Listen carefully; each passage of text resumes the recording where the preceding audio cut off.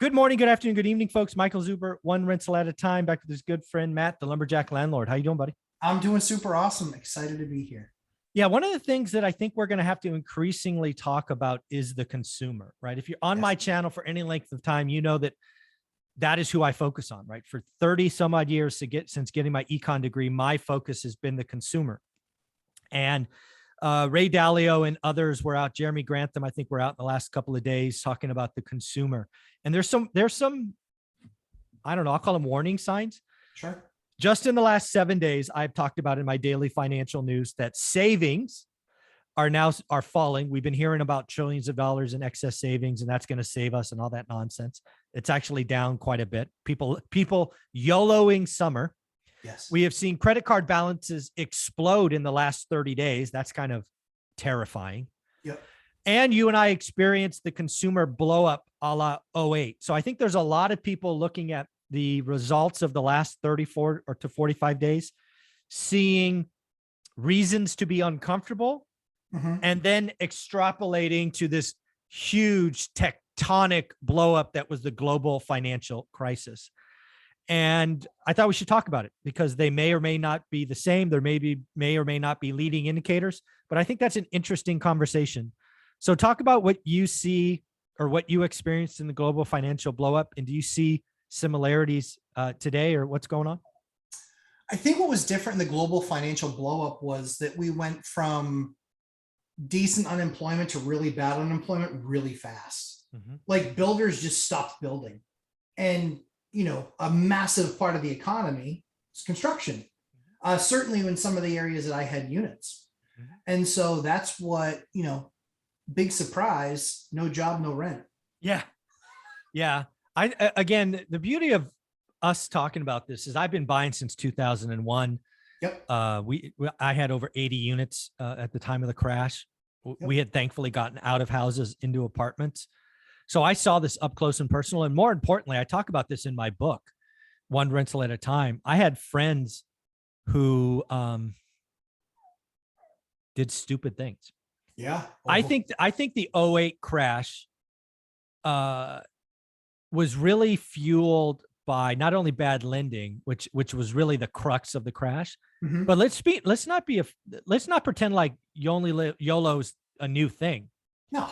I think the global financial crisis, if you step back and realize what was going on, is a majority of folks, and I'm going to put it at like 70%, so a big majority, were using their houses as ATMs. Absolutely. And the banks had no problem with that because they wanted to sell the paper. Yeah. But right? Again, when your house is an ATM, like anytime you give somebody free money. Yeah. We have learned this in the last 2 years. Sure. But again, the global financial crisis was worse, in my opinion. Yes. We had people, there was, dude, repeatedly I would go to meetups, and I've been talking at meetups for 20 years. Repeatedly, people were telling me about, hey, I did a cash out refi, cash out. Like they were doing cash out refis twice a year. That's not normal. No, it's not. And they were not investing, right? A lot of people go, hey, I'm going to take 20 grand out of my house and buy another house. No, they were doing the once in a lifetime vacations. They were doing the second homes. They were getting a third car. So I think the consumer bubble of the global financial crisis stands alone for idiocy and stupidity and size. I certainly see lots of warnings today, but by and large, if I were to guess today, I think there's clearly some people using their houses as ATMs today. But if '08 was 70%,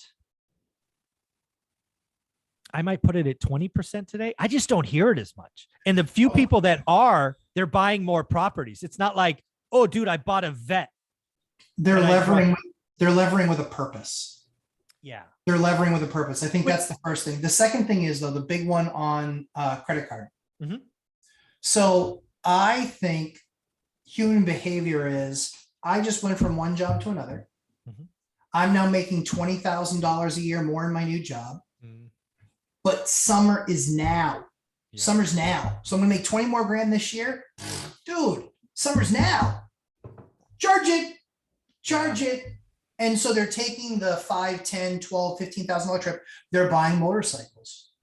They're buying summer cars. They're buying experiences. They're going to big events. They're not going to have any problem paying for, NBA championship tickets, as an example. Yeah. Do we got money on that? Do we just naturally have a bet, you and I? No, I hate the Celtics. Oh, okay. All right. Well, only if you want to bet on the Celtics, I'll take your money. No, not happening.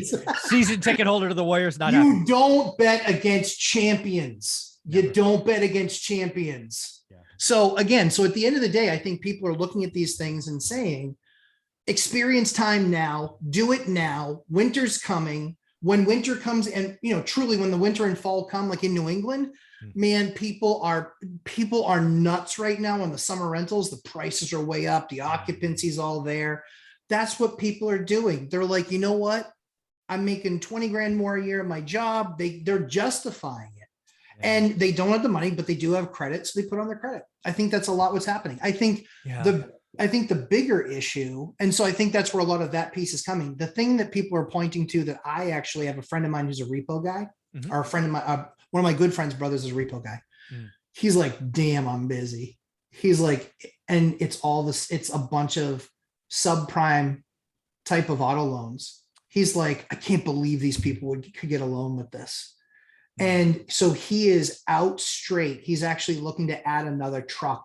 He's so busy doing car repos. That's interesting, because that was actually something I probably would have called, right? Again, why would I call that? Anytime you have a standard deviation or two in behavior, there's Correct. Something underlying. What happened the last 2 years? Used cars. Yeah, nuts. Through the roof. Nuts. And again, a lot of people probably use their STEMI checks, their unemployment checks, whatever it was, to upgrade their car. I mean, it was clearly was happening, right? We saw huge deviations in demand. So it makes sense that lending might have been bad, and hence repo is coming. So maybe so I guess what I'm saying is we certainly have a consumer bubble. I do see similarities to 08, but I just don't see the size. Everybody that keeps on saying, like in the comments in a lot of our videos, people say, oh, it's going to be way worse than 08. No, it's not.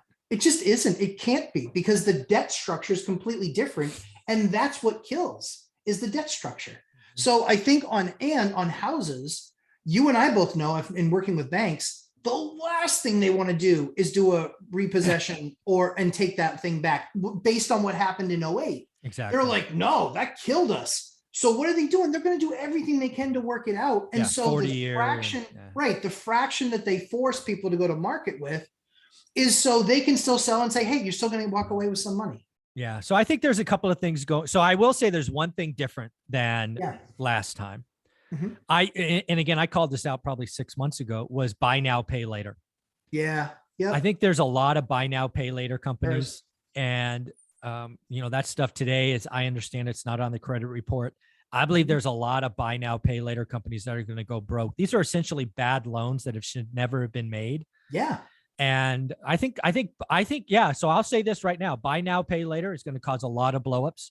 I think the credit card industry, I think clearly there's some YOLO going on with vacations. I reported that on that yesterday or the day before. Gen Z specifically is below. They're having a summer like it's 1999. Yeah, they are. Good for them, right? We got to get out of the house, man. Jesus Christ. Well, that's it. Yeah, right? it's just it's bad. Sorry about that, but yeah, it's interesting. But as far as housing, which was the largest 08 crash, the asset structure, the debt structure is just not there. People hoping for an 08 repeat don't know how the economy works. Banks and lenders have adopted things that make 08 not repeatable. Right. It will happen elsewhere. I think it is. I think absolutely. You know what? I'm going to say it right now. I think buy now, pay later blows up very badly and hurts a lot of people. That did not happen in 08. So I will say buy now, pay later is going to be much worse today.